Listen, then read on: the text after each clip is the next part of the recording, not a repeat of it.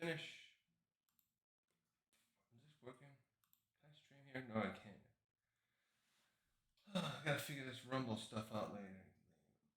Okay, guys.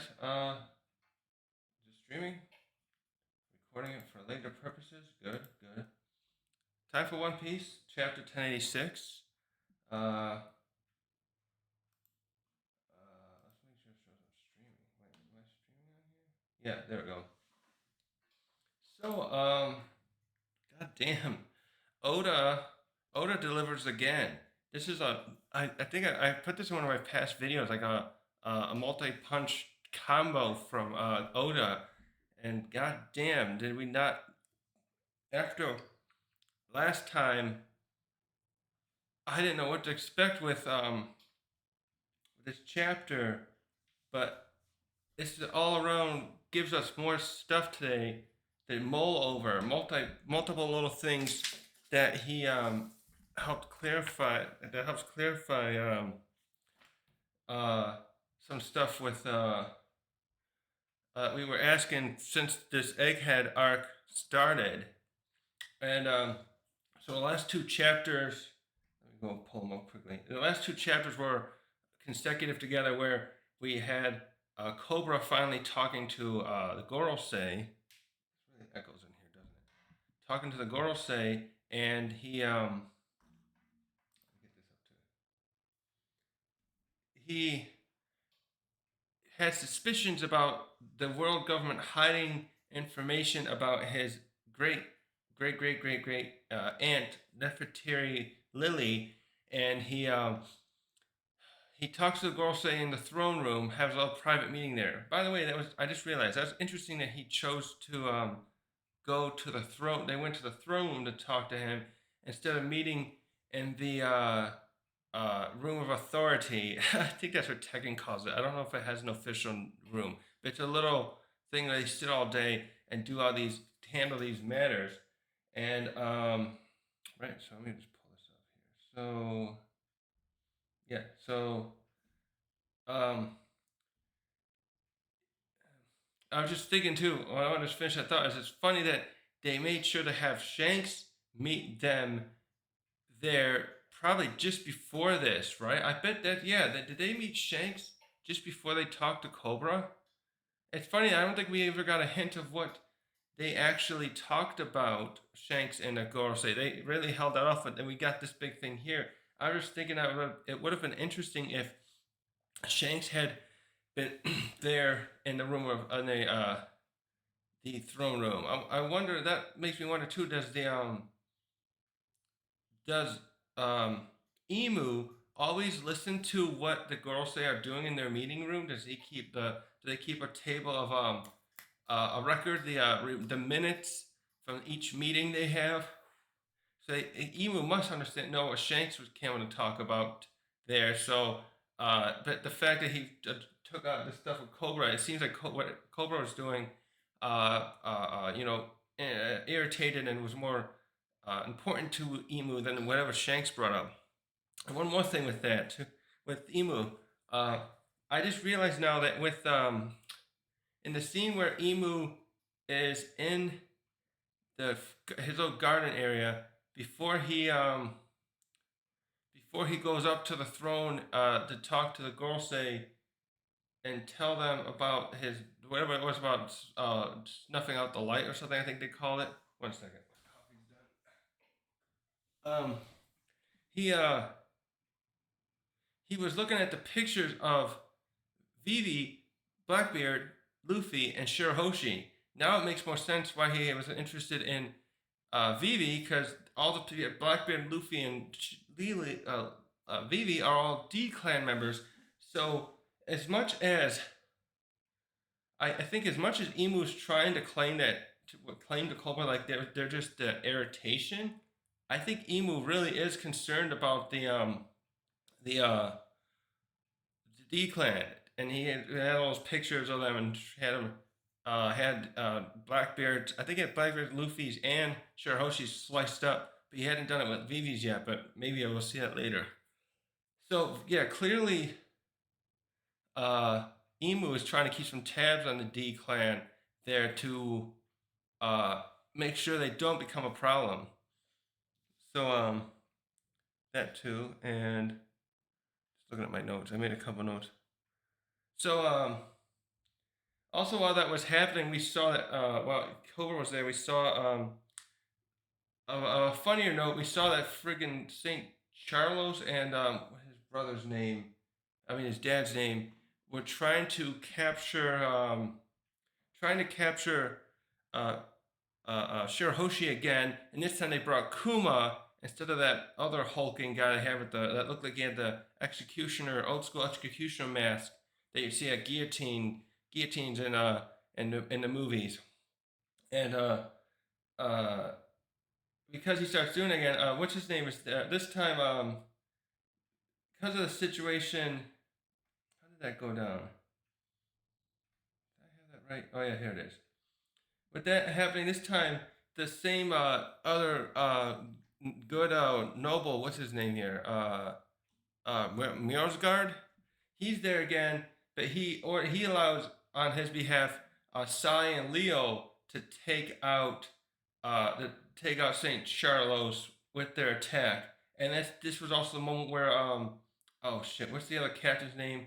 The giant captain comes at this moment too and takes Kuma away and pulls him underground, and that's how they escaped to get him to Ivankov's island. Wait, what's the name of that one again? I gotta get that name down. I saw it here earlier. The Moro Kingdom? Moro? I know it has a different name. Wait, what's the name of that one? Uh, Kamubaka. Kamubaka Kingdom. So that happens there too, and lastly, the other important thing that happened in the last chapter is that we found out that but maybe this was related because I was just talking about Emu.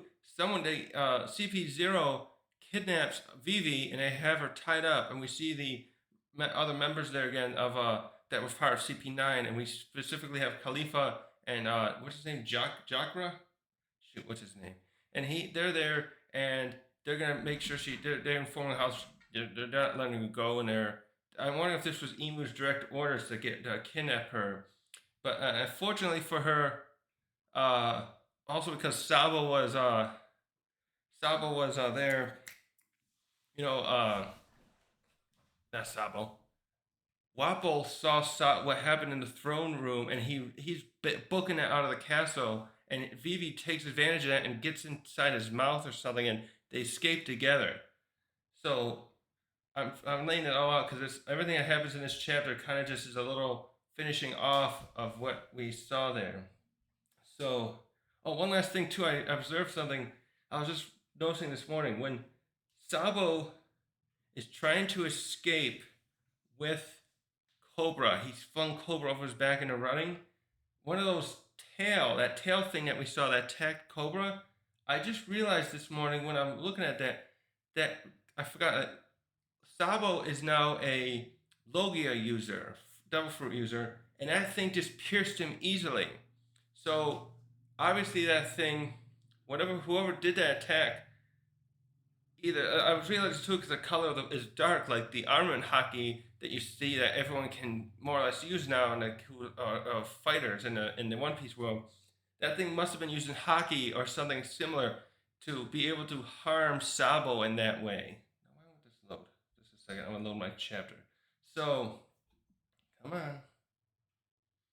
Okay, so this chapter is titled. So we'll get to the chapter. This chapter is titled "The Five Elder Planets," which is actually that's interesting because right, aren't they called the Five Elder Stars or something? I gotta look that up later. So we start this chapter off with the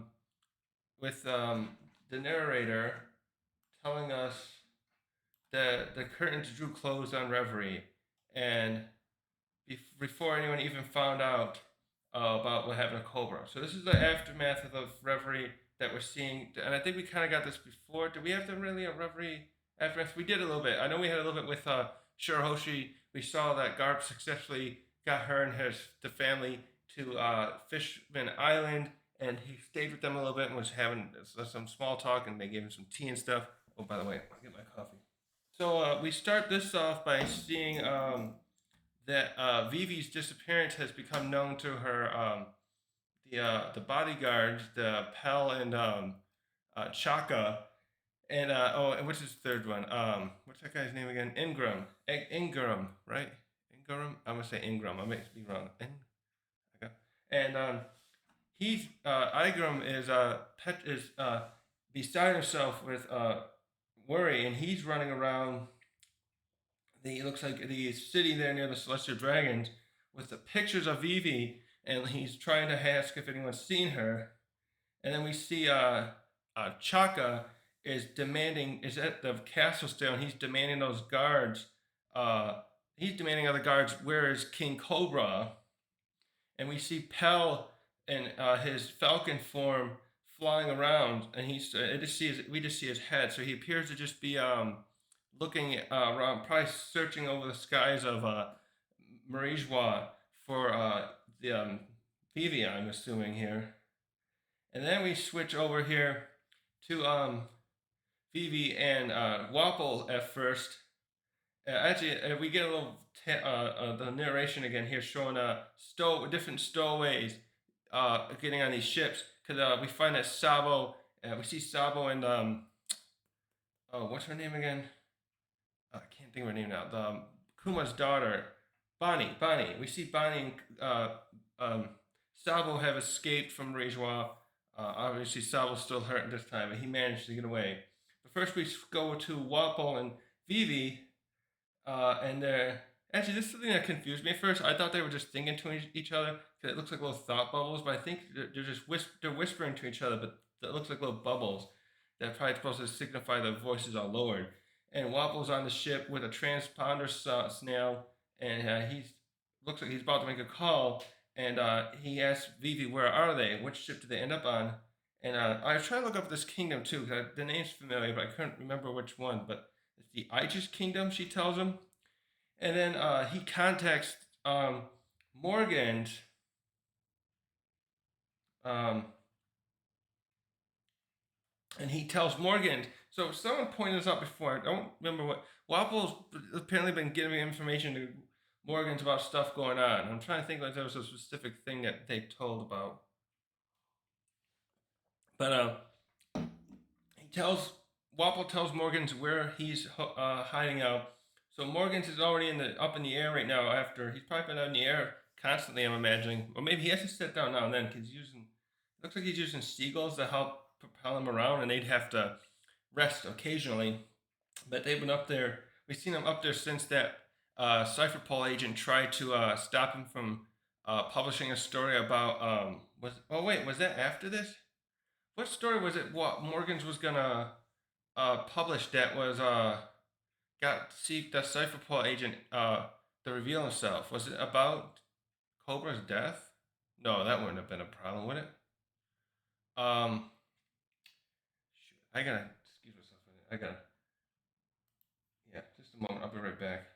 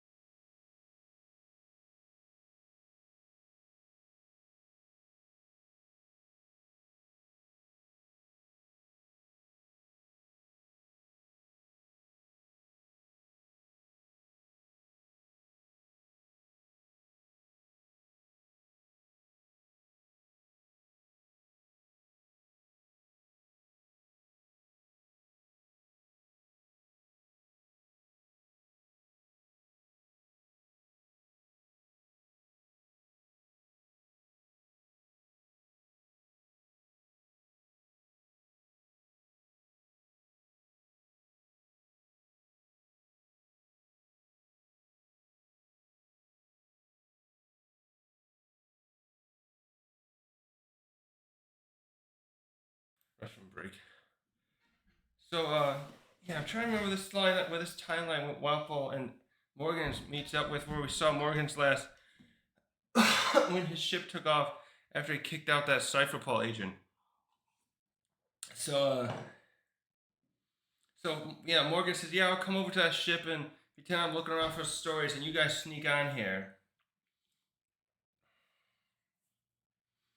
And Waffle's like, "Yeah, okay, thanks a lot. I owe you one." And Morgan's like, "Yo, you bet you do. But this is a great story, so I'll help you out." Now we switch back to briefly Vivi and Wapple, and Vivi has yet to learn about her father's death, and she asks him like, what did you see?" And Wapple doesn't want anything to do. Actually, that's right, because Wapple doesn't want anything to do at this point, and he's like, "Leave me alone, and you go back to your ship." And she's like, hell no to that. I got a CP9, CP0 is no joke.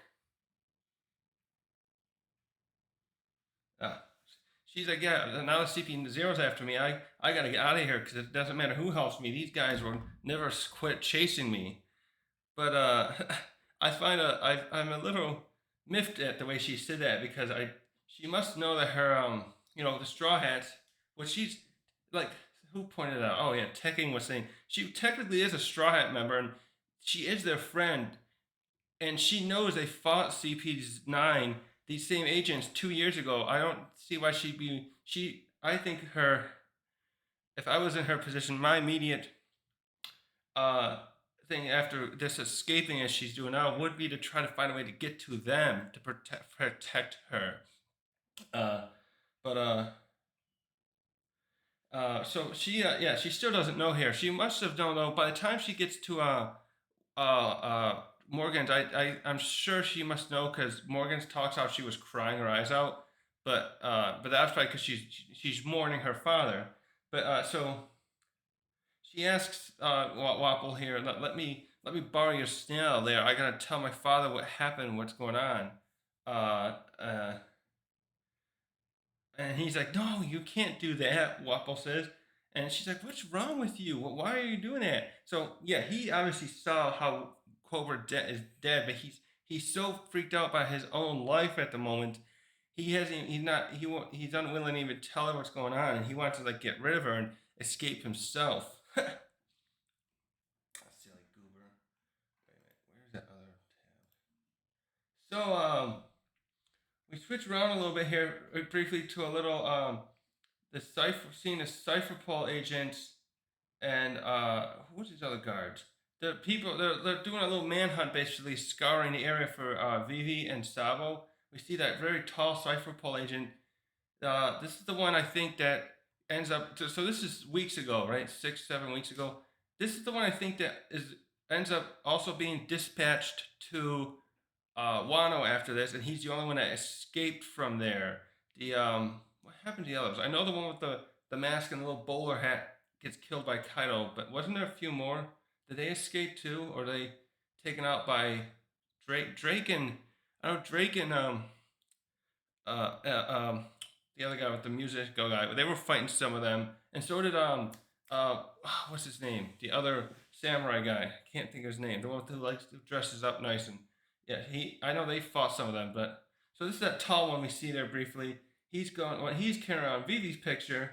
We see some other people going around looking for Sabo, and we briefly cut over to seeing Sabo and Bonnie stowed away in different ships. And Sabo's is obviously the Lucia kingdom because we know he ends up there after this and then gets away. And she's on the ship of and Vivi's on the ship of this woman that what's it, the Tajin kingdom, which had that one blonde monarch, the queen, this busty one who's I don't remember much of her. I remember her parents from there, but I don't remember if she said anything interesting. But that's the ship Bonnie's on. So I'm wondering if that ship is the one. They must be in a new world somewhere because she ended up heading to Egghead after this. Wait, Teen Kingdom, right? I was pulling this up. It's somewhere in the world. That's all this is. Maybe it's maybe. But I was thinking the new world because she ended up finding a way to get to Egghead, obviously. But so we see Sabo there. First we see just Bonnie. She's in a little kid form, I think, or kind of younger, and she's just commenting on how she's hungry now. And man, that makes her look so sad there. And then we switch over though to Sabo. They're wheezing and trying to rest up from his escape. And he thinks back. He's crying here. He's crying over Cobra's death here too, and thinking back to his last words. And just thinking, I have to make it to Lucia so I can get out of here and I can get back and do this to get to the Revolutionary Army and tell them what happened to poor Cobra. And now we switch over. So then we switch over briefly to the narration again, and we see as all these ships are leaving. About and the narrator talks about how it didn't take long for people to find out about King Cobra's passing, death, and Vivi's disappearance. And but now we switch over to this is one of the good scenes. Now we get to this is where this is good. We switch to the Gorosei, and they are discussing Sabo at first, and they mention like he seems to have a checkered fate since he's a checkered fate. Do you mean like he has lucky? The way he said that, I'm not sure what he meant because he brings up to which one is saying this? Is that the mustache or the samurai Gandhi? He brings up how else can he account for how Sabo's always been surrounded by people who are part of the D clan. And then another one says, I think that's Saint J. I was hoping we would be able to see to this egghead issue now, but we have to deal with this Sabo's thing first, make it a priority. So right there, I think they now are already concerned. This must have been sometime. This is weeks back, but this must be where already York has informed them of Vegapunk's research into the Void Century. So they're already trying to figure out how they're going to handle that situation. And now, what we get here too is we have Emu again talking. Emu rings them up on a little transponder stand that's in front of their, in a little table there. And this is where Emu tells them, this is where Emu gives them order to destroy Lucia. He puts out first, so I found out this weapon, they talk about using Vegapunk's invention called the Mother Flame. No, wait a minute. There's something here I gotta check. One second. I'm trying to. I'm missing something.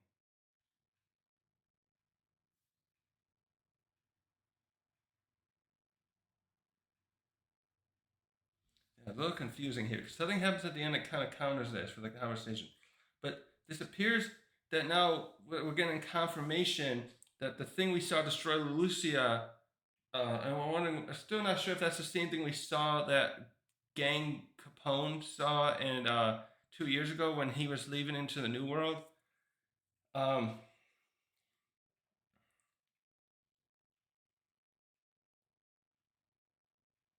um, so now, as Emu tells him to use this thing, we just find out here that Saint J says, "Well, we haven't had a chance to use it for now, so we don't know how effective it'll be." And then the Gorbachev guy says, "Hopefully, if this experiment goes well, Egghead will change the way its response to us." So that sounds to me like they know they're sure that Vegapunk is studying the voice entry, and he's hoping they'll fess up, I guess. And then one of them says, I think it's Samurai Gandhi, like we should probably use a forest to test this thing. And then that's when Eam just talks over him all, says, "Do target the Lulusia Kingdom."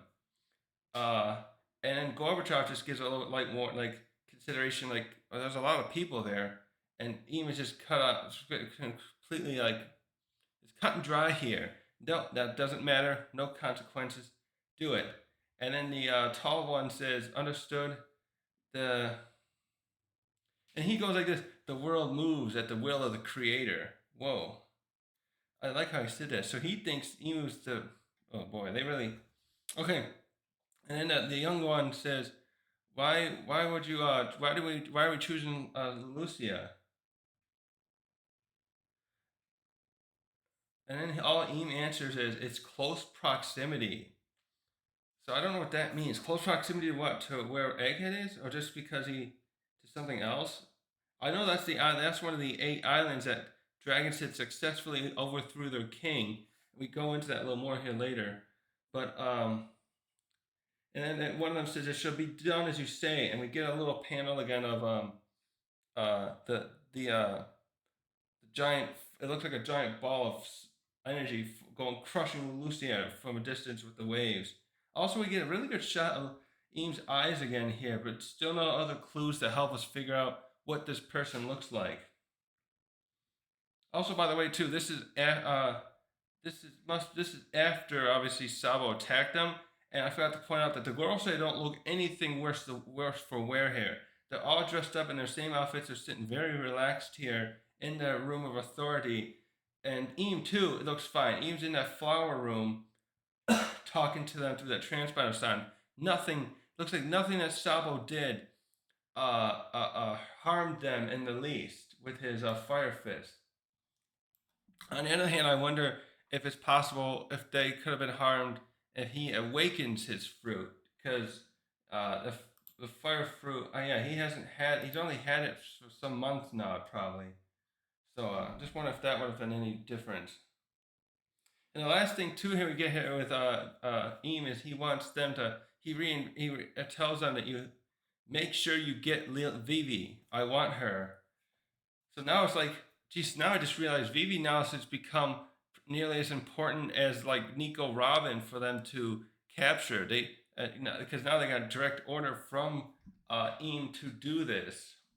Just looking at the streams working right. Sorry, I don't do these much. I'm just checking. Pause a second. Wait, come on, show it up. Good. Okay, good. Just making sure it looks good. All right. Anyways,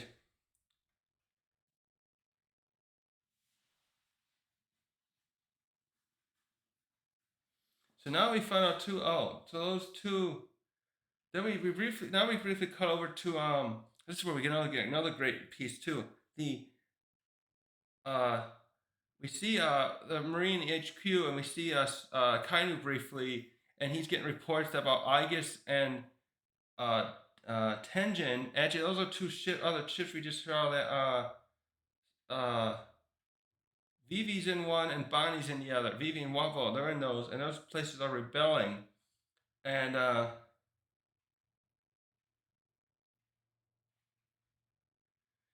And so now we get a little. Is this the narrator? Yeah, the narrator is talking about how they have their hands full here. But this is where we see, because of these rebellions, we start seeing like Marines deploying to ships to probably go help with the rebellions in those places.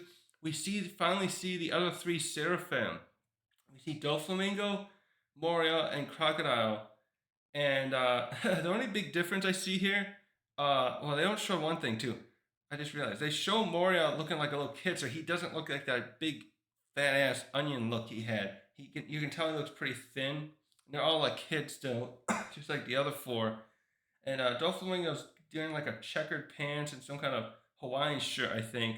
And Crocodile looks he's got the smirk like you saw him as an adult. And Moria here is laughing, and then we see the Crocodile one. He's just very kind of somber like. He's got a scar on his face. So somehow the scar from Whitebeard that actual Crocodile has is on the Seraphim. But the one thing I noticed they don't show is if he does have a hand, his hand is not replaced like a hook or something like his real counterpart. Uh, okay, wait a minute. Is that why they say? Oh, wait. These Seraphim. I think they're saying here that the Seraphim are not being deployed to help with those rebellions, but they're being deployed. It reads afterwards, Crocodile was spotted on the Empty Bluffs Island. So did he fight with those Seraphim? So now we go back to a big scene here with we go back to the present of when Sabo's reporting to Ivankov and Crocodile, and he talks about what happened once he got to Lucia and how the rebellion. So the rebellion, right? So the Lucia kingdom, right? Were one of the referee attendees. The king and his daughter went there, and so when they got back, the rebellion was already rolling, and they arrested him. Okay, um, and then they find out. We see that he tells how he tells Crocodile and Ivankov how well the citizens found him there, but since they knew who he was and stuff, they welcomed him with open arms. Well, obviously, yeah, he's they. This is right after, sometime after. That's right. The other captains were here, and they probably helped spark the rebellion. That was, so, and it continued, and now they arrested them. Right. Duh. And then that's when he finds out about his him being Salvo had found out when he got to Lucia that he was being framed for Cobra's death. This is where it gets started here. These people and Lucia are hailing him as a hero for killing him, and then he didn't say anything because he felt bad because he saw how this was inspiring them more. We briefly see a panel too with all the citizens there cheering and stuff. We see the girl. I don't know. I think she has a name. But she's the milk girl that Ace knew too. And then now Sabo goes on to bring up on uh, how he knew he had to contact them. Wait, so he did it.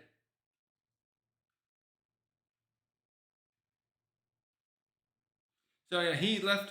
He made it. He purposely. He knew he didn't have an encryption snail, so he was leaving Lulucia with the ones that he ended up rescuing from the explosion, and then Sabo does the call and makes it sound like he's still on Lucia, and then that's right when they're prepping. We see the Gorsa were prepping the mother flame, and they because they think he's there.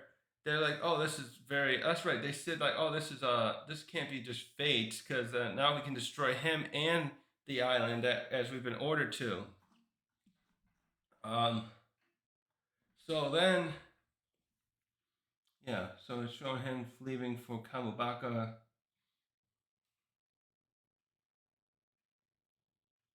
And then he finds out, yeah, that then Sab was like, oh, I did. As I was leaving, that's when I saw that what happened there.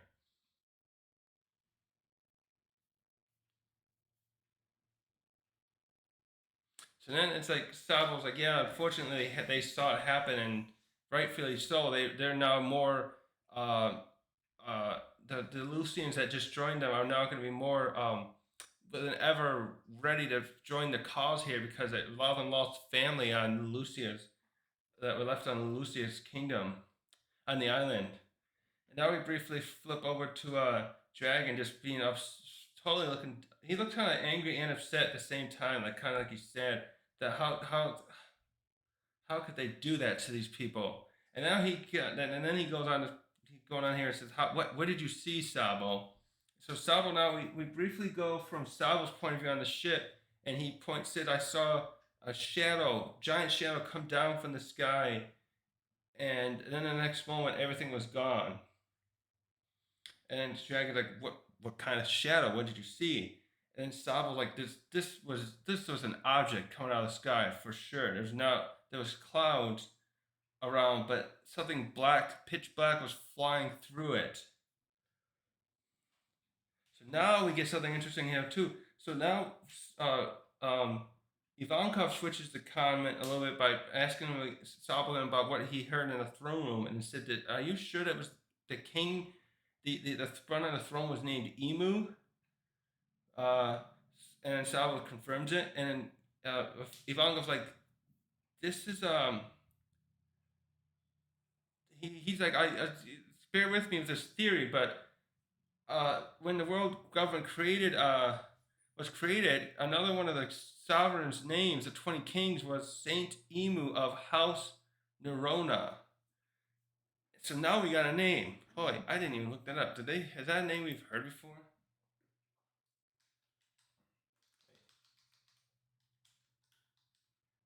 I was trying to look up stuff.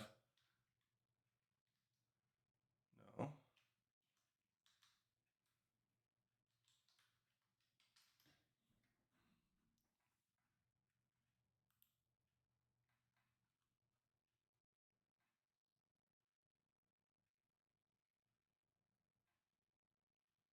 I don't even think we had that name before. Because probably haven't seen. Have we seen? Wait, that's what I wanted to look at. Have we seen a lot of the world noble names? Saint Don Quixote. Yeah, was in that Sherry. I don't think so. So, shit, we got a name now of who Emu probably is. Oh shit. So then Ivankov goes on. Looks, I think he's showing them the Devil Fruit manual, and I think he's pointing out about Law's outcrop fruit, and he says, since we know there's a way that you can grant an eternal youth to someone, a power in one of the Devil Fruits, someone must have used it before. Uh, and he says like, so which means there's a person out there that doesn't need to worry about death, and meaning from aging, I guess. And then Sabo puts it together like, so you think this is Saint Emu, the king, one of the 20 kings at least I saw? What? Oh yeah, so and it's like, and then Ivankov says it could be a coincidence, but at the same time it makes sense. Well, it could be a coincidence because maybe it's just a name sharing, but who else but a founder who's still alive would have the authority and confidence and whatnot to command the five elder star, the five elder, no, they call it five elder planets, right? And then he said they, because they're celestial dragons themselves and they fancy themselves as descendants of gods. So now, and then, so holy shit, we see there that, yeah, Ivankov is putting together, this is probably one of the, is one of the, that this is likely the Saint Emu that is the king of the world. Also, this is something I wanted to clarify something earlier, not from earlier, but a couple weeks ago when we first saw Emu was about to talk to Cobra, I kind of was thinking it was Lily, but no, clearly Lily. It's pretty clear now that Lily must have been like I briefly spoke of this in the last video too. That Lily was a hero of sorts, like a hero. Like I was thinking she was the bad guy, but she was the opposite. She tried to fix things. She saw the problems that were going to come from defeating the ancient kingdom. Maybe she felt she had been duped and joining that alliance. And then she tried to fix things, and we saw that somehow she did help by getting the poneglyphs out into the world and the places they are now. Although, too, I'm still wondering where Big Mom found the road poneglyph she has.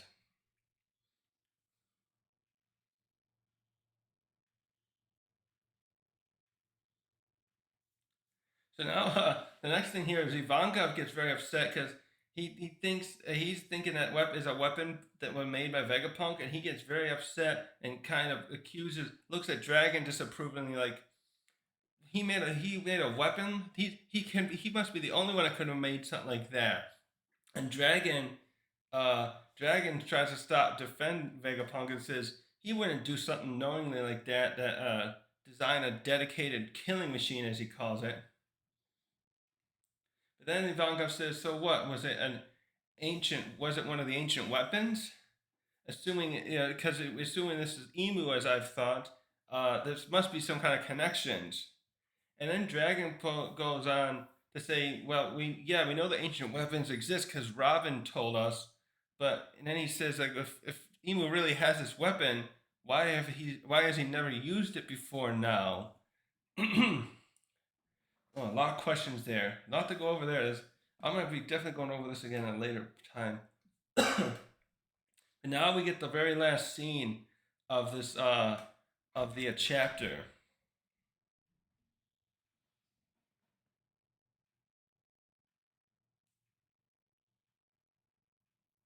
Now we get a bunch of exposition of the narrator, and we see Marijwa, and the narration says, at present day, a celestial dragon has been sentenced to death in the Holy Land. However, this information will never be reported outside to the outside world. And while that part's going on, we see that some of the celestial dragons are complaining because of that they have no food, they have no bread. Oh, it looks Oda's done a little play here on Marie Antoinette, the French queen who was executed in the French Revolution. And one of them says, "We have no bread. All we have is cake now." And it also pointing out that the food supply was successfully destroyed by the revolutionary. Now we get the last panels here, and we get a little we get a new character introduced. When we see the head of these holy knights that they Goro say, when did they mention them? About a few chapters ago, that they're being deployed now to help. And we see this guy, and we get an exposition. He's called the judge. They start by saying this guy's was the judge over a trial for the celestial dragon who was just killed, and it tells us he was the former king of God Valley, and he currently serves as commanders of God's Knights, as the Holy Knights, and we get his name, and he's called Saint Fergaland Garling. And we see him sitting in this fancy chair, and I don't know if he's in a room. So this guy has an interesting look. He's got a really long hair and a long beard, and he's got it shaped so he looks like a crescent moon. And he's definitely like an older fellow, probably in his 50s. No, he'd have to be even older actually, because God Valley was destroyed 38 years ago. Assuming he was a young man then. And he's dressed in a black robe with some kind of white collar underneath. And he's got little buttons that look like the world government logo, and he's holding a saber of some sort next to him. He's armed. So, and this last scene is it's a bit sad. We find out that our friend Saint Don Quixote Miogard was the one he executed. And we see, this is really pissing me off too, because we see behind the Saint Garling, some other celestial dragons cheering. And the guy, they have him like they have poor Miosgard like, it looks like he has been crucified. He's got all this blood by his chest, I think. And, and, um, and it puts out the thing too. I mean, this must have been because of what happened with St. Charles, but the text box says the man who was sentenced to execution was none other than the one who chose to defend fishmen. And we get this guy speaking a little bit too. Also, the guy's got glasses, some kind of glasses, and he's got some of his hair by his ears that stick out this way on both sides. But he speaks at the end, and this guy says, "Anyone who protects scum is lower than the scum they protect." End of chapter. Also, it has a little thing. It has a little. It has that little. There's always this little text sometimes or something like Oda adds. It's like a little. It reads. This one reads, "A man who can even judge the celestial dragons." Though when they say that, I suspect that would exempt the Gorosei. They probably have the kind of They're the ones that deployed him, right? I think they. When did they bring him up again? Now I gotta go look again. We talked about him a few chapters ago because they had his picture of him, a silhouette of this guy, and people kept. I think there's still some speculation. I was looking at the One Piece Discord earlier, but I think people are assuming this guy is Shanks's father because Shanks was found on God Valley. I forget when they brought that up, when that was revealed, but Shanks apparently was found on God Valley in a chest, and so Roger found him and raised him from a little kid. Uh, Also, we're getting a 5 week break because Oda's apparently going into surgery for his eyes, and so he's got to have a long recovery. So we're not going to get anything else for a while. But holy shit, did we learn a bunch of stuff here? Also, I forgot a big important thing. When we're talking to here with the, I totally missed this because I was getting into the part about the weapon. We get the names of all the Gorosei here. So we got Saint J Garcia. We start with him again. The tall guy with the long beard, the very long beard, is Saint Marcus, and he is Mars. Then we get the one that everyone says is like Gorbachev, and he's Saint Topman Volkeri. That's supposed to be Valkyrie. Yeah, some of these other names aren't all planets like I thought they would. Then we see Gandhi's finally, and his is Saint Ethan Baron V. Nisjiro. And finally, we see the other guy is the young one is Saint Shepherd Jew Peter. Oh, by the way, they all got titles for what they represent. It's like, so these guys definitely with these titles, they're definitely like a cabinet members. If you have like a see like a president or a prime minister, and they have these cabinet members, these guys all represent different stuff like that. Saint J is the defense science. Saint Marcus is environmental. Also, this is defense science warrior god, environmental warrior god. The Gorbachev is the justice warrior god. Gandhi guy is Saint Ethan is finance warrior god, and the young guy is Saint Shepherd is agriculture warrior god. So they really so finance, agriculture, science, environmental, and then we got the guy that's just justice. Very interesting. I thought for sure I would see more planet names. I wonder if there's some translation there because I was assuming they also might use the planets like Jupiter, uh, Neptune, or Pluto. Or I was right about Mars. I was thinking they'd use Mars, and they did with Saint Marcus, the tall older guy with the beard. But I was thinking they might use Neptune, or maybe they wouldn't use Neptune because that's similar to Poseidon. Neptune's a Roman version of Poseidon, so maybe they would use Jupiter, Pluto, and Mercury. I was thinking they wouldn't use Venus because that Venus is a female god, is a goddess. So I was thinking, yeah, so maybe like Mercury, Jupiter, and Pluto. I thought might have been used. Hmm. So we saw a shitload today. We had the three other seraphim. Also, by the way, still no confirmation then that the like someone like Blackbeard or Law gave their DNA and they could make seraphim of them. I have a feeling they didn't. Well, maybe they did. That would be interesting. But we have confirmation that just the seven original warlords from the beginning of the story were the ones that Vegapunk used to make the Seraphim. Uh, Also, where's this island? So I think they sit here that deployed the Seraphim to go after Sir Crocodile.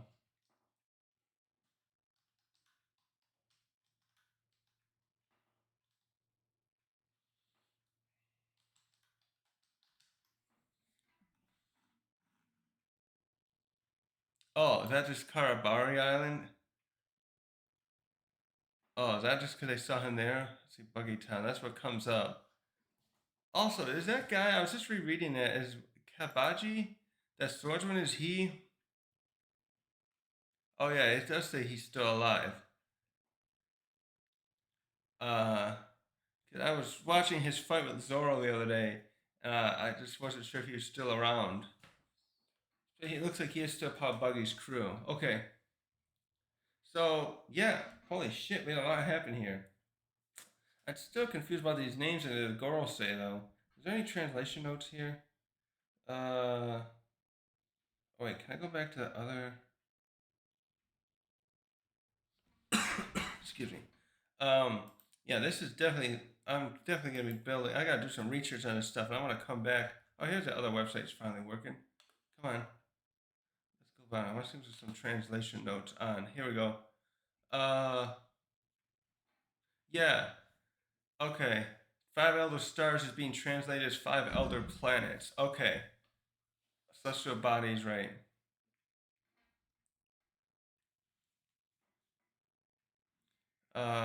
There's this. Okay, let's just talk about the translation from the Japanese. Okay. Um, yeah. This is one thing I want to say is I should have known that Oda would end this chapter like he did because he made the last chapter sad with what happened with Cobra, but ended on a funny note where Wapple's wife assumed he was running away with a mistress, and it was just hilarious. And now we had to end it with a sad note to finding out the only good celestial dragon we ever met, well, other than the alive now, I should say, because Doflamingo's other family, the other ones, his parents were also good, and Rosinante were good people. The last one, I should say, last one, um, just got executed, which is also very sad. The way they show, I just realized the way they show him getting executed was the same way the other guy did. From Wano, I forget his name, the one with the curly hair. And this guy here, the King of God Valley, So was God Valley some other nation? Right? If he's a saint, that must mean God Valley was something to do with, must have been some other island, I'm guessing a resort or something for the celestial dragons, and he was one who ruled over it. So he almost, in a way, sounds like he might have prior to his appointment to this position as the leader of the God's Knight, may have been a person who might have been on par with the Gorosei if he was king of God Valley, and that definitely seems to have a connection with the celestial dragons. So I have a feeling this guy as well. Wait, where is that? I have a feeling this Saint Figureland, or Saint Garling, I'll just call him. I have a feeling this guy could know about Emu as well as the girls say. He just looks like someone who would not be devoid of that information. Also, wasn't that shown? Wasn't he shown before the? Also, I'm gonna. At this point, I'm gonna probably. I'll be uploading this video later. I'll probably clip it from this point on around here and put it. Yeah. So I'll be putting this low. Thanks for watching. For the video, I'll be uploading this later as a separate video, so it gets out there. I'm streaming it now. But I did the same thing with last week's video. I'll make sure I'll get it out quicker this time though. um.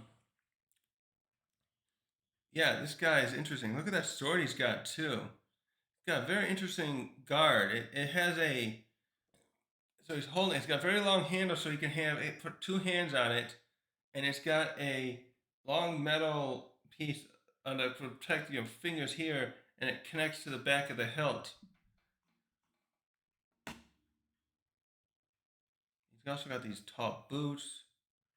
I wonder what color his hair is. If his hair is red, then the fan base is really going to jump all over this potential for Shanks of being his son. Oh boy, I gotta look up some fan art. I bet someone already has colored that in to make him look like Shanks to fit with their theory. I'm not gonna jump on board with that, by the way, because it could be important, but Oda has never been one to always make parents of other characters that important. Outside of like what he's done with Luffy and Ace, like Sabo, he's royalty, but he hates that. That affected how he became.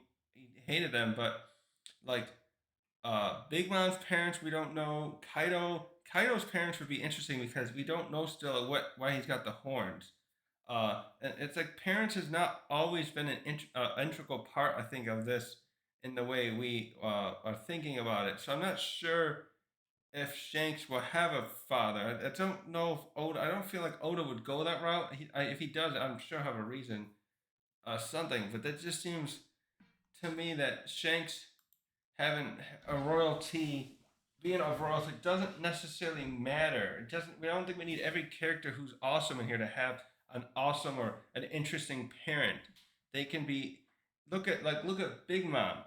Look how formidable she is with her power. She was already a huge person as a little kid, and look, she grew up to be. Imagine what she would have been if she was in the Navy. Look at all these other admirals. Well, admirals who are great. They don't. We don't need to. We don't know the parents of most of them. So it just. I don't think it always matters in this story. That's my 2 cents on it, anyways. So I'm not sure Oda will go that route. It'll be interesting if he does. I want to see why he does it. If he does, of course, well, we get an explanation of why he was left behind God Valley. So, like, was this guy kind of like judge and he didn't want his son, or saw this Shanks as a failure? If there was something like that, um, hmm. So, yeah.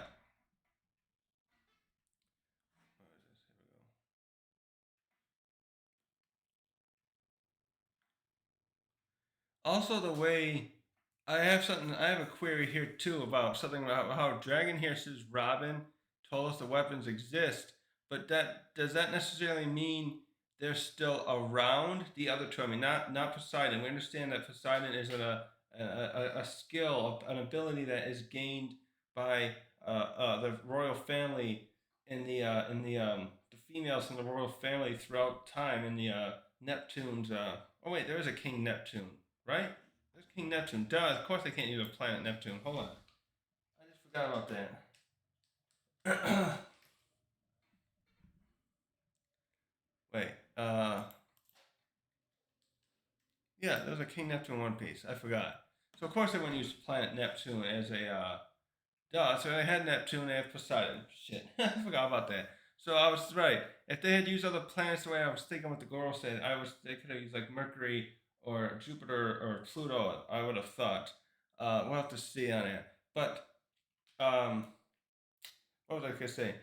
Oh yeah, does that mean just because the other ancient weapons exist, does that necessarily mean they are still around? Come on, why are you doing that? That doesn't, to me, necessarily mean they're still around. Like, supposedly Pluton is, though. Yeah, I guess they did say. Oh, I'm sorry. Odin's grandfather says that Pluton is on Wano. But no, what I'm trying to say though is, does that mean they're still intact and operable? Are they not? Are they made? Were they made of something that can last that long? Because most time, if you have machinery sit around, it's going to decay over time. It's going to rust. Well, plastic has its own problems, but it won't. But something like this, I'm just wondering if the weapons still are like operable. The Pluton and what's the other weapon supposed to be? Shit, I forgot. Oh, I'm on the wrong.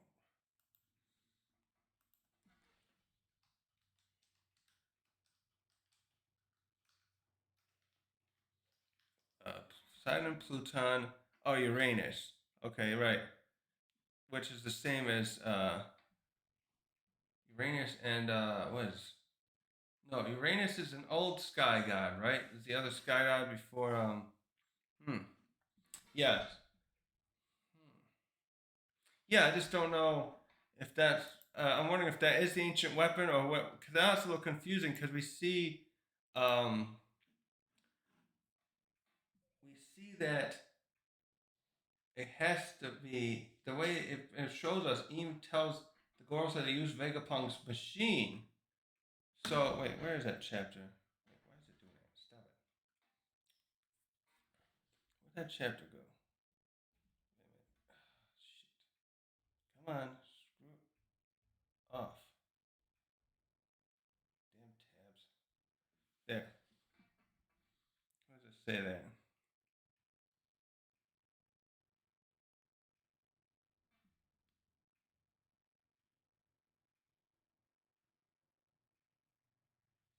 Also, I forgot to also look at how I noticed when they were talking after they then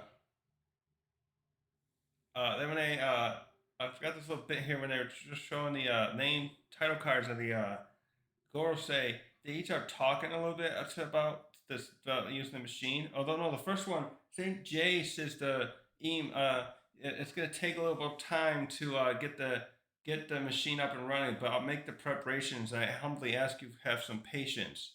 We'll get it going.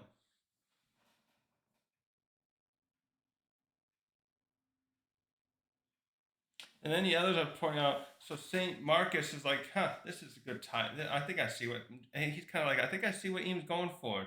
Because now those citizens have been uprising, and then Saint Topman, who's the justice guy, is perfect for him. He's like, we may be able to make an example out of them.